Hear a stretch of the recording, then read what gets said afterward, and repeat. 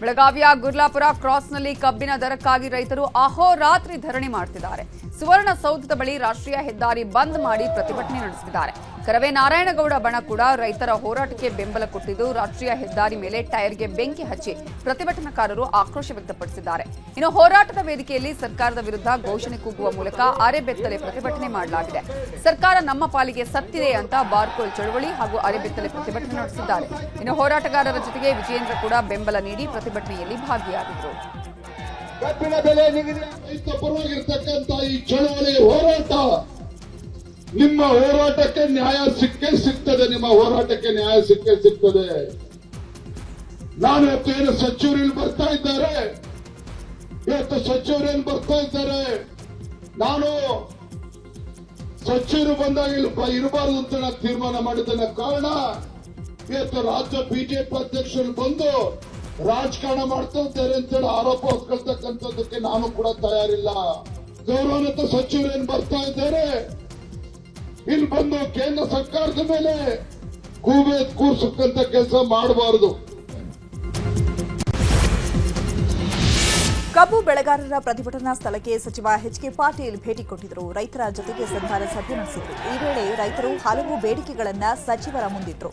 Weighing bridge ಮೋಸ ತಪ್ಪಿಸಿ, ಇಳುವರಿ ಪ್ರಮಾಣ ನಿಗದಿ ಮೋಸ ತಪ್ಪಿಸಿ, ಕಬ್ಬು ಕೊಟ್ಟ 15 ದಿನಗಳಲ್ಲಿ ಹಣ ನೀಡಬೇಕು, ಉತ್ತರ ಕರ್ನಾಟಕ ಭಾಗದಲ್ಲಿ ಸಕ್ಕರೆ ಆಯುಕ್ತರ ಕಚೇರಿ ತೆರೆಯಬೇಕು, ದಿನದಲ್ಲಿ 12 ಗಂಟೆ ವಿದ್ಯುತ್ ಪೂರೈಕೆ ಆಗಬೇಕು, ಸಾಗಣೆ ವೆಚ್ಚದ ತಾರತಮ್ಯ ಸರಿಪಡಿಸಬೇಕು, ಇಳುವರಿ ಆಧಾರಿತ ಬೆಲೆ ನಿಗದಿ ಮಾಡಬೇಕು, 1 ರಿಂದ 2 ದಿನಗಳಲ್ಲಿ ರೈತರ ಸಮಸ್ಯೆ ಬಗೆಹರಿಸಬೇಕು, ಕಾರ್ಖಾನೆಗಳು ಕಬ್ಬು ಅರೆಯೋ ಕೆಲಸ ಆಗಬೇಕು ಅಂತ ರೈತರು ಡಿಮ್ಯಾಂಡ್ ಮಾಡಿದ್ದಾರೆ.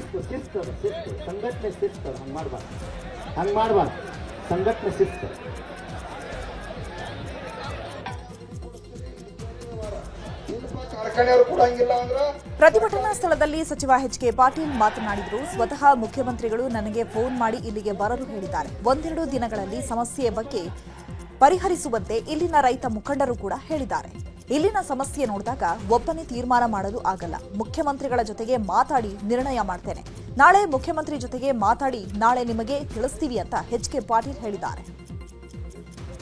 ರೈತರ ಪ್ರತಿಭಟನೆ ಬಗ್ಗೆ ಚಲುವರಾಯಸ್ವಾಮಿ, ಡಿಕೆ ಸುರೇಶ್ ರಿಯಾಕ್ಷನ್ ಕೊಟ್ಟಿದ್ದಾರೆ. ಅವ್ರಿಗೆ ಅನುಭವ ಇಲ್ಲ, ಬೊಮ್ಮಾಯಿ ಅನುಭವ ಇಲ್ವೇ, ಇವ್ರಿಗೆ ಅಶೋಕ್ಗೆ ಅನುಭವ ಇಲ್ವೇ. ವಿಜಯೇಂದ್ರ ಮೊದಲನೇ ಟೈಮ್ ಶಾಸಕರಾಗಿ ಪಕ್ಷದ ಅಧ್ಯಕ್ಷರಾಗಿ ಡಿಮ್ಯಾಂಡ್ ಮಾಡ್ತಾರೆ. ಬಟ್ ಆದರೆ ಸರ್ಕಾರ ನಡೆಸಿರೋರು ಅವ್ರ ತಂದೆ ಉಪಮುಖ್ಯಮಂತ್ರಿಯಾಗಿ ಅಶೋಕ್ ವಿರೋಧ ಪಕ್ಷ ನಾಯಕರಾಗಿ ಗೊತ್ತಿಲ್ವೇ? ಅವ್ನು ನೋಡಿಲ್ವೇ ಎಷ್ಟು ವರ್ಷದಿಂದ BJP ಸರ್ಕಾರ ಮಾಡೋನಾಗ ಆಡಳಿತ ಮಾಡಿದಾಗ ಯಾವ್ಯಾವ ಪರಿಹಾರ ಕೊಟ್ಟವ್ರೆ ಅಂತ. ಈ ಸರ್ಕಾರ ಬಂದ ಮೇಲೆ ರೈತರ ಪರವಾಗಿ ಪರಿಹಾರವನ್ನು ಯಾವತ್ತೂ ನಿಲ್ಲಿಸಿಲ್ಲ. ಯಾವ ಡಿಮ್ಯಾಂಡ್ ಇದೆ, ಯಾವ ಸಮಸ್ಯೆ ಇದೆ ಎಲ್ಲವನ್ನೂ ಪರಿಹಾರ ಮಾಡಿ ಇದನ್ನು ಪರಿಹರಿಸಿ.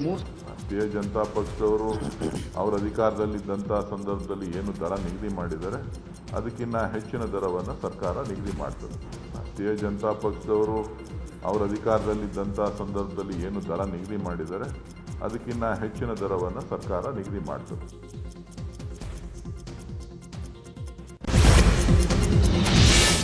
ಪ್ರತಿಭಟನೆ ವೇಳೆ ವಿಷ ಸೇವಿಸಿ ಆತ್ಮಹತ್ಯೆಗೆ ಯತ್ನಿಸಿದ ರೈತನನ್ನ ಭೇಟಿಯಾಗಿ ಬಿಜೆಪಿ ರಾಜ್ಯಾಧ್ಯಕ್ಷ ವಿಜಯೇಂದ್ರ ಆರೋಗ್ಯ ವಿಚಾರಿಸಿದ್ದಾರೆ.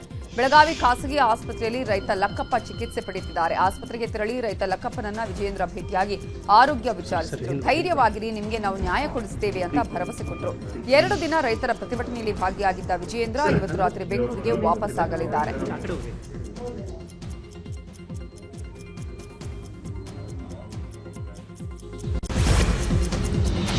ವಿಜಯಪುರದಲ್ಲೂ ಕಬ್ಬು ಬೆಳೆಗಾರರು ಪ್ರತಿಭಟನೆ ನಡೆಸಿದ್ದಾರೆ. ನಗರದ ಗಗನ್ ಮಹಲ್ ಬಳಿ ಹೋರಾಟ ನಡೆಸಲಾಗ್ತಾ ಇದೆ. ರೈತ ಸಂಘ ಹಾಗೂ ಹಸಿರು ಸೇನೆ ನೇತೃತ್ವದಲ್ಲಿ ಪ್ರತಿಭಟನೆ ನಡೆಸಲಾಗ್ತಾ ಇದ್ದು, ಪ್ರತಿ ಟನ್ ಕಬ್ಬಿಗೆ 3,500 ರೂಪಾಯಿ ಘೋಷಿಸುವವರೆಗೂ ಹೋರಾಟ ನಿಲ್ಲಿಸಲಾದ ರೈತರು ಪಟ್ಟು ಹಿಡಿದಿದ್ದಾರೆ.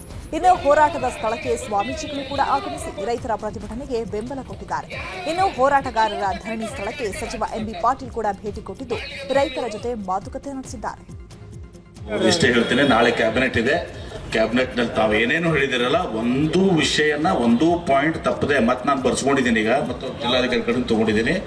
ಮತ್ತೆ ಏನೇ ಇದ್ರೂ ಕೂಡ ನನಗೆ ವಾಟ್ಸಪ್ ಮಾಡಿರಿ. ನೀವು ಯಾರು ವಾಟ್ಸಪ್ ಮಾಡಿರಿ, ನಾನು ತೊಗೊಂಡು ನಾನೇ ಕ್ಯಾಬಿನೆಟ್ಟಲ್ಲಿ ಮಾತಾಡಿ ರಾಜ್ಯ ಸರ್ಕಾರದಿಂದ ಏನಾಗಬೇಕು ಅದನ್ನು ಮಾಡ್ತೀವಿ.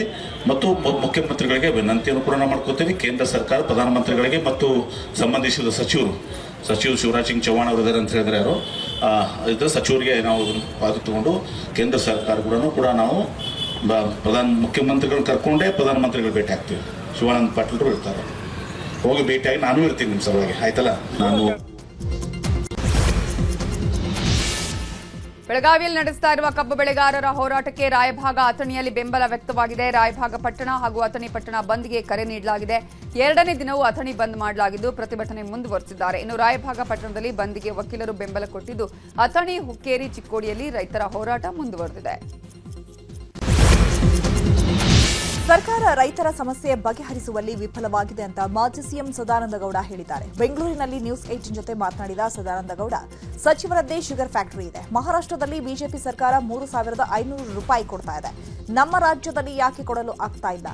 ಸಚಿವ ಸತೀಶ್ ಜಾರಕಿಹೊಳಿ ರೈತರ ಸಮಸ್ಯೆ ಆಲಿಸಲು ಹೋಗಿಲ್ಲ ಯಾಕೆ ಅಂತ ಪ್ರಶ್ನೆ ಮಾಡಿದ್ದಾರೆ.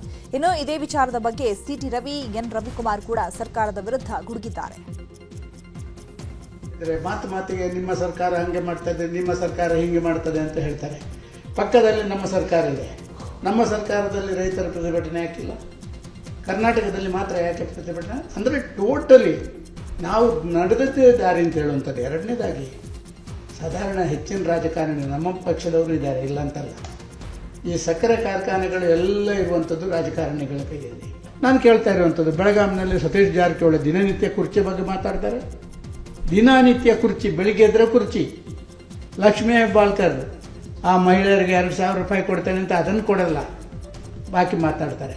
ಅಲ್ಲೇ ಭಾರಿ ಪವರ್ಫುಲ್ ಲೀಡರ್ಸ್ಗಳಂತ ಹೇಳಿದಂಥವ್ರಿಗೆ ಒಂದು ಅರ್ಧ ಗಂಟೆ ಅವ್ರ ಜೊತೆ ಹೋಗಿ ಕೂತ್ಕೊಂಡು ಮಾತಾಡಿ ಪರಿಹಾರ ಸೂತ್ರಗಳನ್ನು ಹೇಗೆ ಮಾಡಬೇಕು ಅಂತ ತೀರ್ಮಾನಗಳನ್ನು ಮಾಡಲಿಕ್ಕೆ ಆಗದವರು ಇವರ ಆಡಳಿತ ಮಾಡಲಿಕ್ಕೆ ನಾಲಾಯಕ ಅಂತ ಹೇಳ್ತೀನಿ. ಬೆಳಗಾವಿ, ಚಿಕ್ಕೋಡಿ, ವಿಜಯಪುರ, ಬಾಗಲಕೋಟೆ, ಉತ್ತರ ಕನ್ನಡದಲ್ಲಿ FRP ನಿಗದಿ ಮಾಡಬೇಕು. ಕೇಂದ್ರ ಸರ್ಕಾರ ಈಗಾಗಲೇ ಟನ್ನಿಗೆ 3,550 ರೂಪಾಯಿ FRP ಡಿಕ್ಲೇರ್ ಮಾಡಿದೆ. ಅದನ್ನ ಇಲ್ಲಿಯ ಕಬ್ಬು ಕಾರ್ಖಾನೆಗಳು ಕೊಡುವಂತೆ ನೋಡ್ಕೊಳ್ಬೇಕು ಅನ್ನುವಂಥದ್ದು ರೈತರ ಬೇಡಿಕೆ. ಸರ್ಕಾರಕ್ಕೆ ಇಂಟೆಲಿಜೆನ್ಸ್ ಇದೆ. ರೈತರು ಯಾವ ವಿಷಯಕ್ಕೆ ಬೀದಿಗೆ ಬರ್ತಾರೆ ಅನ್ನೋದನ್ನ ತಿಳಿದೇ ಸ್ಪಂದಿಸಬೇಕಾಗಿದೆ. ಅವ್ರು ಬೀದಿಗೆ ಇಳಿದು ಹೋರಾಟ ಮಾಡ್ತಾ ಇದ್ರು ಕೂಡ ಸ್ಪಂದನೆಯೇ ಇಲ್ಲ. ಶುಗರ್ ಕೇನ್ ಕಬ್ಬಿನ ರೈತರು ಹೋರಾಟ ಮಾಡ್ತಾ ಇದ್ದಾರೆ. ಪರ್ ಟನ್ಗೆ 3,500 ರೂಪಾಯಿ ಕೊಡಿ ಅಂತ ಕೇಳ್ತಾ ಇದ್ದಾರೆ. ಇದ್ರ ಬಗ್ಗೆ ರಾಜ್ಯ ಸರ್ಕಾರ ಬೇಗನೆ ಜಡ್ಜ್ಮೆಂಟ್ ಅಂತ ಕೊಡಬೇಕು. ನಮ್ಮ ನಿರ್ಧಾರ ಏನು ಅಂತ ಹೇಳಬೇಕು. ರೈತರು ಬಹಳ ಕಂಗಾಲಾಗಿ ಹೋಗಿದ್ದಾರೆ, ಆತಂಕದಲ್ಲಿದ್ದಾರೆ. ಹಾಗಾಗಿ ಕೂಡಲೇ ಶುಗರ್ ಫ್ಯಾಕ್ಟರಿಗಳ ಮಾಲೀಕರನ್ನ ಮಾತುಕತೆಗೆ ಕರೆದು ರಸ್ತೆನಲ್ಲಿದ್ದಾರೆ ರೈತರು, ಅವರಿಗೆ ಪರಿಹಾರವನ್ನ ಕೊಡಬೇಕು ಅಂತ ಹೇಳಿ ನಾನು ಆಗ್ರಹಪಡಿಸ್ತೇನೆ. ಈಗ ರಾಗ ಹೆಚ್ ಬಾಂಬ್ಗೆ ಸಂಬಂಧಪಟ್ಟಂತಹ ಸುದ್ದಿ ನೋಡೋಣ. ಕರ್ನಾಟಕದ ಬಳಿಕ ಹರಿಯಾಣದಲ್ಲೂ ವೋಟ್ ಚೋರಿ ಅಭಿಯಾನವನ್ನ ನಡೆಸಲಾಗ್ತಾ ಇದ್ದು, ಇವತ್ತು ವೋಟ್ ಚೋರಿ ಬಗ್ಗೆ ರಾಹುಲ್ ಗಾಂಧಿ ಹೆಚ್ ಫೈಲ್ಸ್ ರಿಲೀಸ್ ಮಾಡಿದ್ದಾರೆ. ಸುದ್ದಿಗೋಷ್ಠಿ ನಡೆಸಿ ದಾಖಲೆಗಳನ್ನ ರಿಲೀಸ್ ಮಾಡಿದ್ದಾರೆ. 100% ಹರಿಯಾಣದಲ್ಲಿ ಮತಗಳ್ಳತನವಾಗಿದೆ. ಎಲೆಕ್ಷನ್ ಕಮಿಷನ್ ಯಾವ ರೀತಿ ಕೆಲಸ ಮಾಡಿದೆ, ವೋಟ್ ಚೋರಿ ಬಗ್ಗೆ ಚುನಾವಣಾ ಆಯೋಗ ಉತ್ತರ ಕೊಡಬೇಕು. ಒಬ್ಬರೇ ಹಲವು ಬಾರಿ ಮತದಾನ ಮಾಡಿದ್ದಾರೆ. ಓರ್ವ ಮಹಿಳೆ 10 ಬೂತ್ನಲ್ಲಿ ಮತ ಹಾಕಿದ್ದಾರೆ. 8 ಮತದಾರರಲ್ಲಿ ಓರ್ವ ನಕಲಿ ಮತದಾನವಾಗಿದೆ ಅಂತ ಒಂದು ಹೊಸ ಬಾಂಬ್ ಸಿಡಿಸಿದ್ದಾರೆ. ಇನ್ನು ಹರಿಯಾಣದಲ್ಲಿ 22 ಬಾರಿ ಮಹಿಳೆಯೊಬ್ಬರು ಮತ ಹಾಕಿದ್ದಾರೆ. ಬ್ರೆಜಿಲ್ನ ಮಾಡೆಲ್ ಸೀಮಾ, ಸ್ವೀಟಿ, ಸರಸ್ವತಿ, ರಶ್ಮಿ, ವಿಮಲಾ ಹೆಸರಲ್ಲಿ ಮತ ಹಾಕಿದ್ದಾರೆ. 10 ಬೂತ್ಗಳಲ್ಲಿ ವಿವಿಧ ಹೆಸರಲ್ಲಿ ಮತ ಹಾಕಲಾಗಿದೆ. ಬ್ರೆಜಿಲ್ನ ಈ ಮಹಿಳೆ ವೋಟ್ ಹಾಕಿದ್ದೇಗೆ, ಆಕೆ ಭಾರತದಲ್ಲಿ ಮತ ಹಾಕಿದ ಹೇಗೆ ಅಂತ ಚುನಾವಣಾ ಆಯೋಗಕ್ಕೆ ರಾಹುಲ್ ಗಾಂಧಿ ದಾಖಲೆಗಳನ್ನು ತೋರಿಸಿ ಪ್ರಶ್ನೆ ಮಾಡಿದ್ದಾರೆ. ಹರಿಯಾಣ ರಾಜ್ಯದಲ್ಲಿ ಒಟ್ಟಾರೆ 25 ಲಕ್ಷ ಮತಗಳ್ಳತನವಾಗಿದೆ. ಮಹಿಳೆ ಒಬ್ಬರ ಹೆಸರಿನಲ್ಲಿ 100 ವೋಟರ್ ಬಿದ್ದಿವೆ. ಸಾಕಷ್ಟು ಜನರ ಹೆಸರಿನಲ್ಲಿ ಹಲವು ಬಾರಿ ನಕಲಿ ಮತದಾನವಾಗಿದೆ. ಪ್ರತಿ 8 ಮತಗಳಲ್ಲಿ 1 ಮತಗಳ್ಳತನವಾಗಿದೆ. ಒಂದೇ ಫೋಟೋದಲ್ಲೇ 4 ಹೆಸರಿನ ಮತದಾರರಿದ್ದಾರೆ. ಒಂದೇ ಹೆಸರಿನಲ್ಲಿ 16 ಮಹಿಳೆಯರ ವೋಟರ್ ಕಾರ್ಡ್ ಮಾಡಲಾಗಿದೆ ಅಂತ ರಾಹುಲ್ ಗಂಭೀರ ಆರೋಪ ಮಾಡಿದ್ದಾರೆ.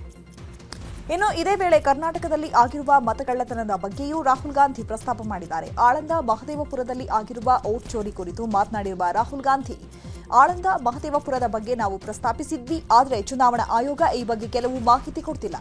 ಚುನಾವಣಾ ಆಯೋಗ ಫಾರ್ಮ್ 6 ಮತ್ತು ಫಾರ್ಮ್ 7 ಮಾಹಿತಿ ಕೊಡ್ತಿಲ್ಲ ಅಂತ ಆರೋಪಿಸಿದ್ದಾರೆ. ಹರಿಯಾಣದಲ್ಲಿ ವೋಟ್ ಚೋರಿಯಾಗಿದೆ ಅನ್ನುವ ರಾಹುಲ್ ಗಾಂಧಿ ಆರೋಪಕ್ಕೆ ಬಿಜೆಪಿ ನಾಯಕರು ಕಿಡಿಕಾರಿದ್ದಾರೆ. ಚಾಮರಾಜನಗರದಲ್ಲಿ ಮಾತಾಡಿರೋ ಛಲವಾದಿ ನಾರಾಯಣಸ್ವಾಮಿ, ರಾಹುಲ್ ಗಾಂಧಿನೇ ಚೋರ್, ಅವರ ಖಾನ್ದಾನೇ ಚೋರ್ ಆಗಿದೆ. ಈ ಚೋರ್ಗಳೆಲ್ಲ ಸೇರಿ ಚೋರಿ ಮಾಡಲಾಗದ ಇವಿಎಂಗಳ ಮೇಲೆ ಆರೋಪ ಮಾಡ್ತಿದ್ದಾರೆ. ವೋಟ್ ಚೋರಿ ಮಾಡಿ ಅಂಬೇಡ್ಕರ್ನನ್ನ ಸೋಲಿಸಿದ್ದೇ ಈ ನಕಲಿ ಗಾಂಧಿ ಕುಟುಂಬ ಅಂತ ವಾಗ್ದಾಳಿ ನಡೆಸಿದ್ದಾರೆ. ಇನ್ನು ಇದೇ ವಿಚಾರದ ಬಗ್ಗೆ ಸಿಟಿ ರವಿ, ರವಿಕುಮಾರ್, ಆರ್ ಅಶೋಕ್ ಕೂಡ ಪ್ರತಿಕ್ರಿಯಿಸಿದ್ದಾರೆ. ರಾಹುಲ್ ಗಾಂಧಿಯೇನೇ ದೊಡ್ಡ ಚೋರ್, ಅವರ ಖಾನ್ದಾನೇ ದೊಡ್ಡ ಚೋರ್. ಬಾಬಾ ಸಾಹೇಬ್ ಅಂಬೇಡ್ಕರ್ ಅವರು 1952ರಲ್ಲಿ ಪ್ರಥಮ ಚುನಾವಣೆಯಲ್ಲಿ ನಿಂತಾಗಲೇ 14,000 ಸೋತರು. 74,333 ವೋಟ್ಗಳು ಆವತ್ತೇನೆ ತಿರಸ್ಕೃತಗೊಂಡಿದ್ವು. ಅಂದ್ರೆ ಅದು ಎಣಿಕೆ ಸರಿಯಾಗಿ ಆಗಿದ್ರೆ ಅವರೇ ಗೆಲ್ತಿದ್ರು. ಆದ್ರೆ ಏನ್ ಮಾಡಿದ್ರು, ಅವ್ರನ್ನ ಸೋಲಿಸಬೇಕು ಅನ್ನೋ ಕಾರಣಕ್ಕೆ ಅದನ್ನ ಕುಲಗೆಟ್ಟ ಮತಗಳು ಅಂತ ಮಾಡಿದ್ರು. ಆ ಕಾರಣದಿಂದ ಅವತ್ತೇ ಚೋರು ಅವರು. ಗಾಂಧಿಯವರ ಹೇಳಿಕೆಯನ್ನ ಕಾಂಗ್ರೆಸ್ನವರೇ ಸೀರಿಯಸ್ ಆಗಿ ತಗೊಳ್ಳೋದು ಬಿಟ್ಬಿಟ್ಟಿದ್ದಾರೆ. ಯಾಕೆ ಅಂದ್ರೆ ಅವ್ರ ಹೇಳಿಕೆ ಕಾಂಗ್ರೆಸ್ ಅವರಿಗೆ ಸಮರ್ಥನೆ ಮಾಡ್ಕೊಳ್ಳಕ್ ಆಗದೆ ಇರುವಂತ ಮುಜುಗರವನ್ನು ಅವ್ರು ಹೇಳೋ ರೀತಿಯಲ್ಲಿ ವೋಟ್ ಚೋರಿಯಾಗಿದ್ರೆ ಅವರಿಗೆ ಸಂವಿಧಾನದ ಮೇಲೆ ವಿಶ್ವಾಸ ಇದ್ದರೆ ಅವರು ದೂರು ದಾಖಲಿಸಬಹುದಾಗಿತ್ತು. ಭೂತದ ಬಾಯಲ್ಲಿ ಭಗವದ್ಗೀತೆ ಅಂತ ಕರೀತಾರೆ.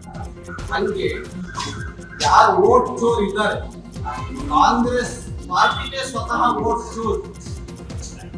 ಮುಂಚೆಯಿಂದ ವೋಟ್ ಚೋರ್ ವೋಟ್ ನ ಕಳ್ತನ ಮಾಡುವಂಥದ್ದು, ಅಕ್ರಮವಾಗಿ ಮತದಾನವನ್ನು ಮಾಡ್ತಕ್ಕಂಥದ್ದು, ಮಾಡಿಸ್ತಕ್ಕಂಥದ್ದು ಕೆಲಸವನ್ನು ಯಾರಪ್ಪ ಮಾಡ್ತಾ ಇದ್ರು ಅಂತ ಹೇಳಿದ್ರೆ ಇಡೀ ದೇಶದ ಎಲ್ಲ ಜನರಿಗೆ ಗೊತ್ತು, ಕಾಂಗ್ರೆಸ್ ಪಾರ್ಟಿ ಮಾಡ್ತಾ ಇದ್ರು. ಈಗಾಗಲೇ ಕೋರ್ಟು ಚೀಮಾರಿ ಹಾಕಿದೆ ಇವ್ರಿಗೆ. ವೋಟ್ ಚೋರಿ ಮಾಡಿರೋದಕ್ಕೆ ಕೋಲಾರದಲ್ಲಿ ಇವ್ರು ಚೀಮಾರಿ ಹಾಕಿದ್ದಾರೆ. ಅಲ್ಲಿ ಗೆದ್ದಿರೋಂಥ ಕಾಂಗ್ರೆಸ್ ಶಾಸಕ ವೋಟ್ ಚೋರಿ ಮಾಡಿ ಗೆದ್ದಿದ್ದಾರೆ ಅಂತ ರೀಕೌಂಟಿಂಗ್ ಮಾಡಿದ್ದಾರೆ. ಇದೆಲ್ಲ ಯಾರ್ದು? ಕಾಂಗ್ರೆಸ್ ಅವ್ರಿಗೆ ಒಂಥರ ಭ್ರಮ ನಿರಸನ ಆಗಿದೆ. ಎಲ್ಲ ಕಡೆ ಸೋಲು ಸೋಲು ಸೋಲು ಬಂದಿರೋದ್ರಿಂದ ಅಡ್ವಾನ್ಸ್ ಆಗಿ ಎಲ್ಲ ಕಡೆ ಹೇಳ್ಬಿಡೋದು ವೋಟ್ ಚೋರಿ ಆಗಿದೆ, ಅದಕ್ಕೋಸ್ಕರ ಸೋತ್ರಿ ಅಂತ. ಈ ಪರಿಪಾಠ ಕಾಂಗ್ರೆಸ್ಸನ್ನು ಚಾಳಿ ಔಟಿದೆ. ಅದು ಆ ಚಾಳಿ ಮನಮಂದಿಗೆಲ್ಲ ಬಂದ್ಬಿಟ್ಟಿದೆ. ರಾಹುಲ್ ಗಾಂಧಿ ಮಾಡಿರುವ ಮತಗಳ್ಳತನ ಆರೋಪದ ಕುರಿತು ಸಚಿವ ಪ್ರಿಯಾಂಕ್ ಖರ್ಗೆ ಪ್ರತಿಕ್ರಿಯಿಸಿದ್ದಾರೆ. ಹರಿಯಾಣ ಚುನಾವಣೆಯಲ್ಲಿ ಮತಗಳ್ಳತನ ಆಗಿರೋದು ಸಾಬೀತಾಗಿದೆ. ರಾಹುಲ್ ಗಾಂಧಿ ಆರೋಪಕ್ಕೆ ಆಯೋಗ ಸರಿಯಾಗಿ ಉತ್ತರ ನೀಡುತ್ತಿಲ್ಲ. ಬಾಲಿಶವಾಗಿ ಚುನಾವಣಾ ಆಯುಕ್ತರು ನಡೆದುಕೊಳ್ತಿದ್ದಾರೆ. ಆಳಂದ ಕ್ಷೇತ್ರದಲ್ಲಿ ಆಗಿರುವ ಅಕ್ರಮದ ಬಗ್ಗೆ 2 ವಾರಗಳಲ್ಲಿ ಗೊತ್ತಾಗಲಿದೆ ಅಂತ ಹೇಳಿದರು. ಪುರ ಇರ್ಬೋದು, ಆಳಂದ್ ಇರ್ಬೋದು, ಮಹಾರಾಷ್ಟ್ರ ಇರ್ಬೋದು, ಮತ್ತು ಇವಾಗ ಹರಿಯಾಣ ಇರ್ಬೋದು. ರಾಹುಲ್ ಗಾಂಧಿ ಅವರು ದಾಖಲೆ ಸಮೇತ ಅವರು ಆರೋಪಗಳನ್ನು ಮಾಡಿದ್ದಾರೆ. ಇದಕ್ಕೆ ಸ್ಪಷ್ಟೀಕರಣ ಕೊಡಬೇಕಾಗಿರೋರು ಯಾರು? ಎಲೆಕ್ಷನ್ ಕಮಿಷನ್ ಅವರು. ಇಲ್ಲಿವರೆಗೂ ನಾವು ಏನೇ ದಾಖಲೆಗಳನ್ನು ಅವರಿಗೆ ಕೊಟ್ಟರೂ ಕೂಡ, ಪಬ್ಲಿಕ್ ಡೊಮೇನ್ನಲ್ಲಿ ಅವೈಲೇಬಿಲಿಟಿ ಇದ್ರೂ ಕೂಡ ಅವರು ಅದಕ್ಕೆ ಯಾವುದೇ ರೀತಿಯಾಗಿ ರೆಸ್ಪಾಂಡ್ ಮಾಡ್ತಾ ಇದ್ದಾರೆ. ಭಾಳ ಬಾಲಿಶವಾಗಿ ಎಲೆಕ್ಷನ್ ಕಮಿಷನ್ ಆಫ್ ಇಂಡಿಯಾ ಅವರು ರಿಯಾಕ್ಟ್ ಮಾಡ್ತಾ ಇದ್ದಾರೆ. BJP ಅವರು ಏನೋ ಇವ್ರು ವಕ್ತಾರರು, ECI ವಕ್ತಾರರಿದ್ದಂಗೆ ಮೈಮೇಲೆ ಬೀಳ್ತಾ ಇದ್ದಾರೆ.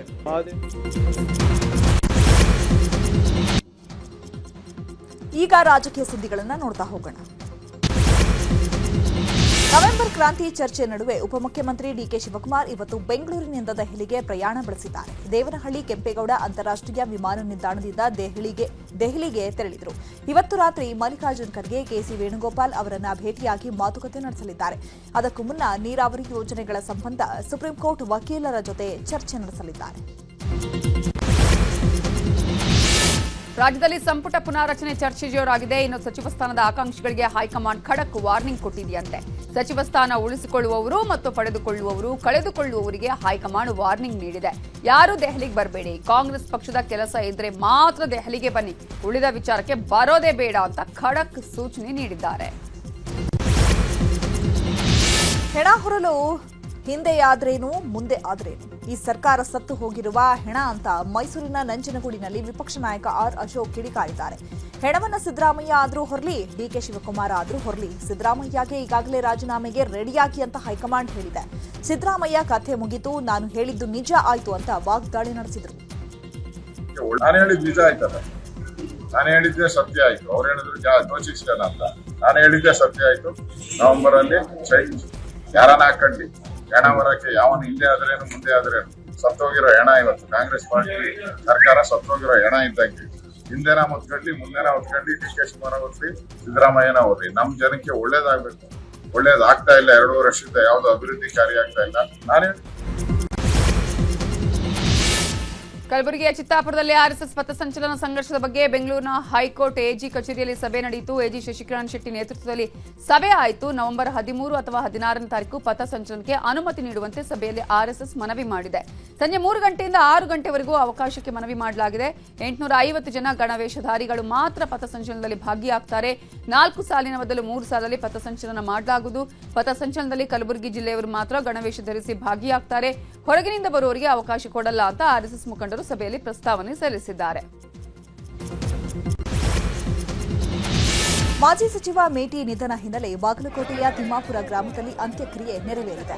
ಹಿಂದೂ ಸಂಪ್ರದಾಯದಂತೆ ಮೇಟಿ ಅವರ ಜಮೀನಿನಲ್ಲಿ ತಂದೆ ತಾಯಿ ಸಮಾಧಿ ಪಕ್ಕದಲ್ಲಿ ಅಂತ್ಯಕ್ರಿಯೆ ನಡೆಸಲಾಗಿದೆ. ಸರ್ಕಾರಿ ಸಕಲ ಗೌರವದೊಂದಿಗೆ ಅಂತ್ಯಕ್ರಿಯೆ ನೆರವೇರಿಸಲಾಗಿದೆ. ಇನ್ನು ಮೇಟಿ ಅವರ ಅಂತ್ಯಕ್ರಿಯೆಯಲ್ಲಿ ಸಿಎಂ ಸಿದ್ದರಾಮಯ್ಯ, ಸಚಿವ ಮಹದೇವಪ್ಪ, ಎಚ್ಕೆ ಪಾಟೀಲ್, ಆರ್ಬಿ ತಿಮ್ಮಾಪುರ ಪಾಲ್ಗೊಂಡಿದ್ದರು. ಇನ್ನು ಎಚ್ವೈ ಮೇಟಿ ನುಡಿ ನಮನ ಕಾರ್ಯಕ್ರಮದಲ್ಲಿ ಸಿಎಂ ಸಿದ್ದರಾಮಯ್ಯ ಪಾಲ್ಗೊಂಡಿದ್ದರು. ಮೇಟಿ ಅವರು ತಮ್ಮ ಜೀವನ ಸಾರ್ಥಕ ಮಾಡಿಕೊಂಡಿದ್ದಾರೆ.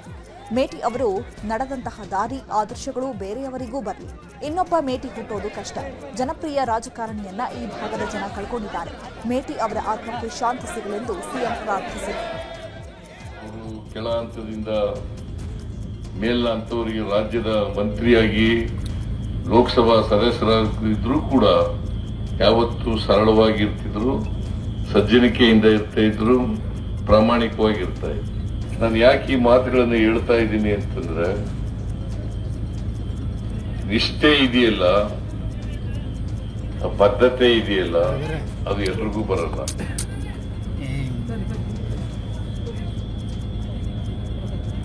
ಎಚ್.ವೈ. ಮೇಟಿ ಅವರಿಗೆ ಇನ್ನೊಂದು ಹೆಸರು ನಿಷ್ಠಾವಂತ ರಾಜಕಾರಣಿ ಅಂತ.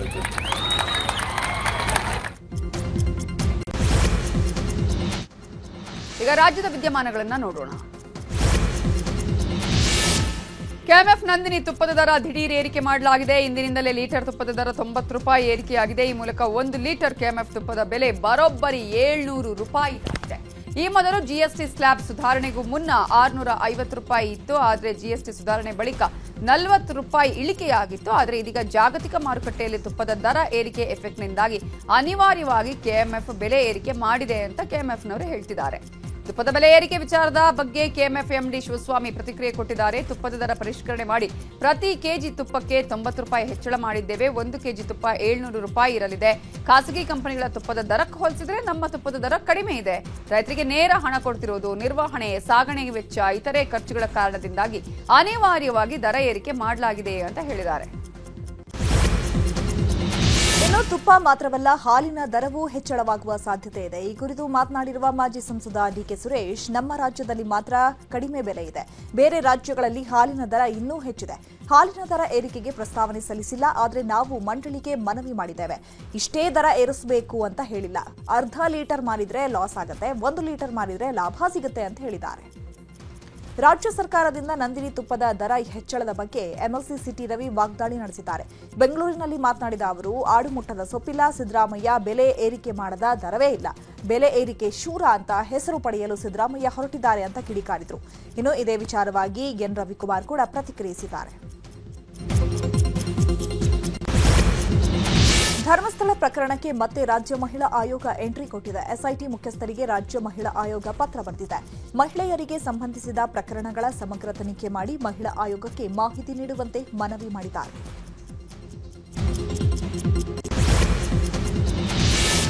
ಕೋಲಾರ ಜಿಲ್ಲೆಯ ಶ್ರೀನಿವಾಸಪುರ ತಾಲೂಕಿನ ಶೀಗಹಳ್ಳಿ ಗ್ರಾಮದಲ್ಲಿ ಕುಡಿಯುವ ನೀರಿಲ್ಲದೆ ಗ್ರಾಮಸ್ಥರು ಪರದಾಡುತ್ತಿದ್ದಾರೆ. ಗ್ರಾಮದಲ್ಲಿ ಕಳೆದ 1 ತಿಂಗಳಿಂದ ಕುಡಿಯುವ ನೀರಿಲ್ಲ.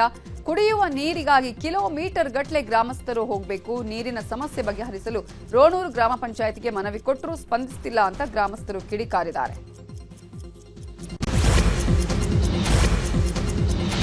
ಮಹಿಳಾ ಏಕದಿನ ವಿಶ್ವಕಪ್ ಟ್ರೋಫಿ ಗೆದ್ದಿರುವ ಭಾರತೀಯ ಮಹಿಳಾ ತಂಡ ಪ್ರಧಾನಿ ಮೋದಿ ಅವರನ್ನ ಭೇಟಿಯಾಗಿದೆ. ದೆಹಲಿಯ ಪ್ರಧಾನಮಂತ್ರಿ ಅವರ ನಿವಾಸ 7LKMನಲ್ಲಿ ಹರ್ಮನ್ಪ್ರೀತ್ ಕೌರ್ ನಾಯಕತ್ವದ ತಂಡ ಮೋದಿ ಅವರನ್ನ ಭೇಟಿಯಾದರು. ಪ್ರಧಾನಿ ಮೋದಿ ಭಾರತದ ತಂಡವನ್ನ ಸನ್ಮಾನಿಸಿದರು.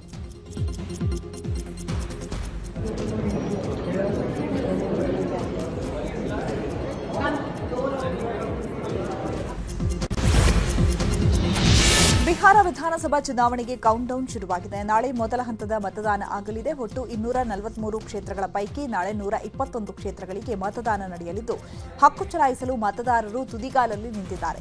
ಈಗಾಗಲೇ ಇವಿಎಂ ಮತಗಟ್ಟೆ ತಲುಪಿದ್ದು, ಚುನಾವಣಾ ಸಿಬ್ಬಂದಿ ನಾಳಿನ ಮತದಾನಕ್ಕೆ ಸಿದ್ಧತೆ ಮಾಡಿಕೊಳ್ತಾ ಇದ್ದಾರೆ. 1314 ಅಭ್ಯರ್ಥಿಗಳು ಕಣದಲ್ಲಿದ್ದಾರೆ. 7.4 ಕೋಟಿ ಮತದಾರರು ಮತದಾನ ಮಾಡಲಿದ್ದಾರೆ. ಕರೂರು ಕಾಲ್ತುಳಿತ ದುರಂತದ ಬಳಿಕ ಇದೇ ಮೊದಲ ಬಾರಿಗೆ ಇವತ್ತು ತಮಿಳಿಗ ವೆಟ್ರಿ ಕಳಗಂ ಪಕ್ಷದ ಸಾಮಾನ್ಯ ಸಭೆ ನಡೆಯಿತು. ಚೆನ್ನೈನಲ್ಲಿ ನಡೆದ ಸಭೆಯಲ್ಲಿ ಮುಂದಿನ ವರ್ಷ ನಡೆಯುವ ವಿಧಾನಸಭಾ ಚುನಾವಣೆಗೆ ಸಿಎಂ ಅಭ್ಯರ್ಥಿಯಾಗಿ ಟಿವಿಕೆ ಮುಖ್ಯಸ್ಥ ದಳಪತಿ ವಿಜಯ್ ಅವರನ್ನು ಘೋಷಿಸಲಾಗಿದೆ. ಸಭೆಯಲ್ಲಿ ಮಾತನಾಡಿರುವ ವಿಜಯ್ ಸಿಎಂ ಸ್ಟಾಲಿನ್ ವಿರುದ್ಧ ಕಿಡಿಕಾರಿದರು. ಮುಖ್ಯಮಂತ್ರಿ ರಾಜಕೀಯ ಲಾಭಕ್ಕಾಗಿ ಆಟ ಆರಂಭಿಸಿದ್ದಾರೆ. ಈ ಸರ್ಕಾರದ ಮೇಲಿನ ಸಾರ್ವಜನಿಕ ವಿಶ್ವಾಸವೂ ಕುಸಿದಿದೆ. ನಾವು ಜನರೊಂದಿಗೆ ಹೆಗಲಿಗೆ ಹೆಗಲು ಕೊಟ್ಟು ನಿಲ್ತೇವೆ. 2026ರಲ್ಲಿ ನಿಜವಾದ ಸ್ಪರ್ಧೆ ಡಿಎಂಕೆ ಮತ್ತು ಟಿವಿಕೆ ನಡುವೆ ಇರುತ್ತೆ ಅಂತ ಹೇಳಿದ್ದಾರೆ. ನಿನ್ನೆ ಛತ್ತೀಸ್ಗಢದ ಬಿಲಾಸ್ಪುರ ರೈಲು ನಿಲ್ದಾಣದ ಬಳಿ ಹಿಂಬದಿಯಿಂದ ಗೂಡ್ಸ್ ರೈಲಿಗೆ ಪ್ಯಾಸೆಂಜರ್ ರೈಲು ಗುದ್ದಿತ್ತು. ಈ ಭೀಕರ ಅಪಘಾತದಲ್ಲಿ ಮೃತಪಟ್ಟವರ ಸಂಖ್ಯೆ 11ಕ್ಕೆ ಏರಿಕೆಯಾಗಿದೆ. ಗಂಭೀರವಾಗಿ ಗಾಯಗೊಂಡಿರುವ 20 ಜನರಿಗೆ ಆಸ್ಪತ್ರೆಯಲ್ಲಿ ಚಿಕಿತ್ಸೆ ನೀಡಲಾಗುತ್ತಿದೆ. ಸಾವು ನೋವುಗಳ ಸಂಖ್ಯೆ ಹೆಚ್ಚಾಗುವ ಸಾಧ್ಯತೆ ಇದೆ. ಅತಿಯಾದ ವೇಗದಿಂದ ನಿಯಂತ್ರಣ ತಪ್ಪಿದ ಕಾರು ಡಿವೈಡರ್ಗೆ ಡಿಕ್ಕಿ ಹೊಡೆದು ಪಕ್ಕದ ರಸ್ತೆಗೆ ಬಿದ್ದು ಪಲ್ಟಿಯಾಗಿರೋ ಘಟನೆ ಗುಜರಾತ್ನ ಪಾಲನ್ಪುರ್ ದೀಸಾ ಹೆದ್ದಾರಿಯಲ್ಲಿ ನಡೆದಿದೆ. ವೇಗವಾಗಿ ಬರ್ತಾ ಇದ್ದ ಕಾರು ನಿಯಂತ್ರಣ ಸಿಗದೆ ಡಿವೈಡರ್ಗೆ ಡಿಕ್ಕಿಯಾಗಿ ಪಲ್ಟಿಯಾಗಿದ್ದು, ಕಾರಲ್ಲಿದ್ದ 2 ಗಾಯಗೊಂಡಿದ್ದಾರೆ. ಘಟನೆಯ ಭೀಕರ ದೃಶ್ಯ ಸಿಸಿಟಿವಿಯಲ್ಲಿ ಸೆರೆಯಾಗಿದೆ. ಜಮ್ಮು ಕಾಶ್ಮೀರದ ಕಿಶ್ತ್ವಾರ್ ಜಿಲ್ಲೆಯ ಚತ್ರೂ ಪ್ರದೇಶದಲ್ಲಿ ಇವತ್ತು ಬೆಳಗ್ಗೆ ಭಯೋತ್ಪಾದಕರು ಮತ್ತು ಭದ್ರತಾ ಪಡೆಗಳ ನಡುವೆ ಗುಂಡಿನ ಚಕಮಕಿ ನಡೆದಿದೆ. ಚತ್ರೂ ಪ್ರದೇಶದಲ್ಲಿ ಅಡಗಿರುವ ಭಯೋತ್ಪಾದಕರನ್ನ ಸದೆಬಡಿಯಲು ಭಾರತೀಯ ಸೇನೆ ಆಪರೇಷನ್ ಚತ್ರೂ ಆರಂಭಿಸಿದೆ. ಜಮ್ಮು ಕಾಶ್ಮೀರ ಪೊಲೀಸರು ಮತ್ತು ಭದ್ರತಾ ಪಡೆಗಳು ತೀವ್ರ ಹುಡುಕಾಟ ನಡೆಸುತ್ತಿದೆ. ಪಾಕಿಸ್ತಾನ ವಿರುದ್ಧದ ಆಪರೇಷನ್ ಸಿಂಧೂರ್ ಕಾರ್ಯಾಚರಣೆಯಲ್ಲಿ ಸೇನಾಪಡೆಯ ಕಾರ್ಯವೈಖರಿಯನ್ನ ಭಾರತೀಯ ವಾಯುಪಡೆ ಮುಖ್ಯಸ್ಥ ಅಮರ್ಪ್ರೀತ್ ಸಿಂಗ್ ಶ್ಲಾಘಿಸಿದ್ದಾರೆ. ಅಲ್ಲದೆ ಯುದ್ಧವನ್ನ ಹೇಗೆ ನಿಲ್ಲಿಸಬೇಕು ಅಂತ ಜಗತ್ತು ಭಾರತದಿಂದ ಕಲಿಬೇಕು ಅಂತಾನೂ ಹೇಳಿದ್ದಾರೆ. ನಿರ್ಧಾರಗಳಲ್ಲೇ ಜಗತ್ತಿನ ಹಲವು ದೇಶಗಳು ತಪ್ಪುದಾರಿಗೆ ಹೋಗ್ತಿವೆ. ಯುದ್ಧಗಳು ಗುರಿಯನ್ನ ಮರೆತು ಅಹಂಕಾರ ಅಥವಾ ಸ್ವಪ್ರತಿಷ್ಠೆಯ ವಿಷಯವಾಗಿ ಮಾರ್ಪಾಡಾಗ್ತಿವೆ ಅಂತ ತಿಳಿಸಿದ್ದಾರೆ. ವಿದೇಶ ಸುದ್ದಿಗಳನ್ನು ನೋಡ್ತಾ ಹೋಗೋಣ. ಗುರುನಾನಕ್ ಜನ್ಮೋತ್ಸವದಲ್ಲಿ ಭಾಗವಹಿಸಲು ಭಾರತದ 2150 ಜನರ ಸಿಖ್ ಧರ್ಮದ ಯಾತ್ರಿಕರ ಗುಂಪು ಪಾಕಿಸ್ತಾನಕ್ಕೆ ತೆರಳಿದೆ. ಅಟ್ಟಾರಿ ವಾಘಾ ಗಡಿ ಮೂಲಕ ಪಾಕಿಸ್ತಾನವನ್ನು ಪ್ರವೇಶಿಸಿದೆ. ಇದೇ ಯಾತ್ರೆಯಲ್ಲಿ ಭಾಗಿಯಾಗಿದ್ದ 14 ಹಿಂದೂ ಕುಟುಂಬಗಳನ್ನು ಅಟ್ಟಾರಿ ವಾಘಾ ಗಡಿಯಲ್ಲಿ ಪಾಕ್ ಸೈನಿಕರು ಪಾಕಿಸ್ತಾನ ಪ್ರವೇಶಕ್ಕೆ ಬಿಟ್ಟಿಲ್ಲ. ಧರ್ಮ ಕೇಳಿ ತಡೆದು ಅಪಮಾನ ಮಾಡಿದ್ದು, ನೀವು ಸಿಖ್ ಅಲ್ಲ ಹಿಂದೂ ಅಂತ ಹೇಳಿ ವಾಪಸ್ ಕಳಿಸಿದ್ದಾರೆ. ಅಮೆರಿಕದಲ್ಲಿ ಸರಕುಗಳನ್ನು ಹೊತ್ತು ಸಾಗ್ತಾ ಇದ್ದ ಯುಪಿಎಸ್ ಕಾರ್ಗೋ ವಿಮಾನ ಪತನವಾಗಿದೆ. ದುರ್ಘಟನೆಯಲ್ಲಿ 3 ಸಾವನ್ನಪ್ಪಿದ್ದಾರೆ. ಕೆಂಟಕಿಯ ಲೂಯಿವಿಲ್ ಮೊಹಮ್ಮದ್ ಅಲಿ ಅಂತಾರಾಷ್ಟ್ರೀಯ ವಿಮಾನ ನಿಲ್ದಾಣದಲ್ಲಿ ಈ ಘಟನೆ ನಡೆದಿದೆ. ಹವಾಯಿಗೆ ಹೊರಟಿದ್ದ ಕಾರ್ಗೋ ವಿಮಾನ ಟೇಕ್ ಆಫ್ ಆಗುವಾಗ ನೋಡ್ತಾ ಇದ್ದಂತೆ ಹೊತ್ತಿ ಉರಿದು ಪತನವಾಗಿದೆ. ರನ್ವೇನಲ್ಲಿ ಸ್ವಲ್ಪ ದೂರ ಹೋಗಿ ಬಾಂಬ್ ಮಾದರಿ ಸ್ಫೋಟಗೊಂಡಿರೋ ದೃಶ್ಯ ಭಯಾನಕವಾಗಿದೆ. ಅಮೆರಿಕದ ರಾಜಕೀಯದಲ್ಲಿ ಭಾರತೀಯ ಮೂಲದ ಮತ್ತೊಬ್ಬರು ಮಹತ್ವದ ಹುದ್ದೆಗೇರಿದ್ದಾರೆ. ಡೆಮಾಕ್ರೆಟಿಕ್ ಪಕ್ಷದ ಘಜಾಲಾ ಹಶ್ಮಿ ಅವರು ವರ್ಜೀನಿಯಾದ ಲೆಫ್ಟಿನೆಂಟ್ ಗವರ್ನರ್ ಸ್ಥಾನಕ್ಕೆ ನಡೆದ ಚುನಾವಣೆಯಲ್ಲಿ ಜಯಬೇರಿ ಬಾರಿಸಿದ್ದಾರೆ. ಘಜಾಲಾ ಅವರು ಈ ಹಿಂದೆ ವರ್ಜೀನಿಯಾ ಸೆನೆಟ್ನಲ್ಲಿ ಸೇವೆ ಸಲ್ಲಿಸಿದ ಮೊದಲ ಮುಸ್ಲಿಂ ಮತ್ತು ಮೊದಲ ದಕ್ಷಿಣ ಏಷ್ಯಾದ ಅಮೆರಿಕನ್ ಎಂಬ ಹೆಗ್ಗಳಿಕೆಗೆ ಪಾತ್ರರಾಗಿದ್ದರು.